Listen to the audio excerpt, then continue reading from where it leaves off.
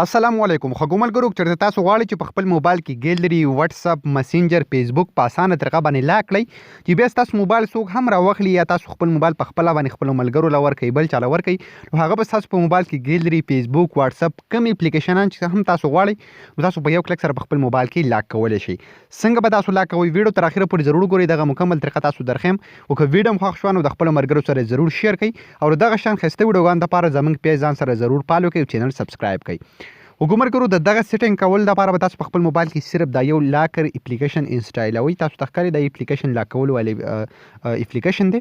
دا به تاسو په خپل موبایل کې انسټال کوئ دا به تاسو رقم نه انسټالوي د دې لینک به تاسو ته د ویډیو د پاسه او په کمنټ کې میلاو شي الته په لینک باندې کلیک واخلئ او بیا په ډاونلوډ بٹن باندې کلیک واخلئ او د اپلیکیشن په خپل موبایل کې انسټال کړئ کله چې هم تاسو انسټال کړئ بیا به څوک سمپل د اپلیکیشن به تاسو په خپل موبایل کې اوپن کړئ فرست اول به تاسو نه لاګ غواړي تاسو تخکاري دلته لیکلي ډرا ان انلاک پیټرن دلته به سمپل تاسو یو لاګ دلته ځان نه خوښ کړئ چې تاسو نه بغیر بیا تاسو اپلیکیشن څوک نشي کولای او تاسو کو ګیلري اوپن کوئ که تاسو فیسبوک اوپن کوئ نو تاسو بیا دا لاګ هلته ورکوئ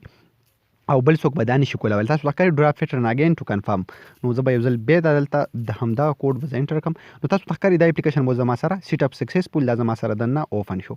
اوس اګری ان سٹارټ باندې به کلیک واخلم دا اپلیکیشن مو زما سره دلته اوپن شي په دې کې به تاسو مختلف اپلیکیشنان څنګه لاک کوئ تاسو تخکاري مطلب تاسو غواړئ په خپل موبایل کې زی پی اس اپلیکیشن لاک کړئ تاسو خپل ایمیل لاک کړئ یوټیوب لاک کړئ تاسو خپل مسنجر یا تاسو غواړئ چې زما میسجونه دي څوک نه ګوري تاسو خپل واتس اپ په دې کې لاک کولای شئ تاسو تخکاري هر شي تاسو په دې کې لاک کولای شي نو مطلب که زه اوس وغواړم چې په دې کې کیمرا لاک کړم چې زما د موبایل کیمرا دې څوک نه اوپن کوي نو تاسو تخکاري دلته سمپل به تاسو دلته کلیک واخلئ په دې کیمرا باندې او په دې کې تاسو دغه سیټینګ هم کولی شئ که چېرته ستاسو یو داسې موبایل وي چې هغه تاسو له کور دپاره استعمالوئ نو په کې تاسو هم دا کیمرا لاک کړئ چې بیا په کې ماشومان کیمرا نه اوپن کوي نو سمپل به تاسو دلته کلیک واخلئ تاسو تخکاري کوم چې پرمیشن دی تاسو به دې اپلیکیشن ته ورکړئ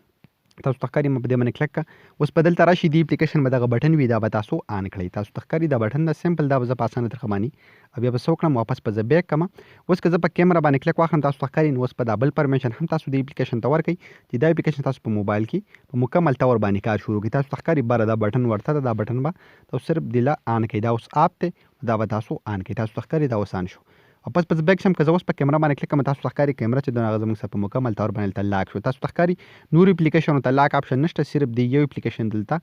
لاک ولګېده اوس که زه په خپل موبایل کې کیمرا اوپن کوم نو تاسو زخم دا به مکمل طور باندې نه اوپن کیږي دا به لاک غواړي تاسو تخکاري اوس که زه هغه لاک دلته انټر کوم نو دا کیمرا به اوپن شي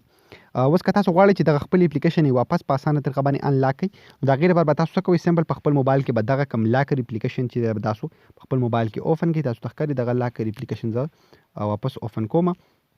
بیا په دې کې تاسو واپس دغه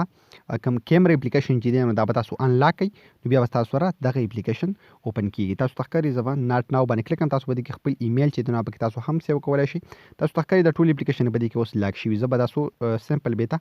انلاک کوم تاسو تخکاري دا ټول ما انلاک کړئ اوس دغه اپلیکیشن به زموږ سره بالکل اوپن کیږي تاسو تخکاري انلاک ټول بیته انلاک شوي نو خو ګمرګرو په دغه طریقه باندې تاسو په خپل موبایل کې په اسانه طریقه باندې اپلیکیشن لاک کولی شئ او بیا به هغه ستاسو په موبایل کې ستاسو د اجازت نه بغیر څوک نشي اوپن کولی تاسو تخکاري په دې کې تاسو دغه شان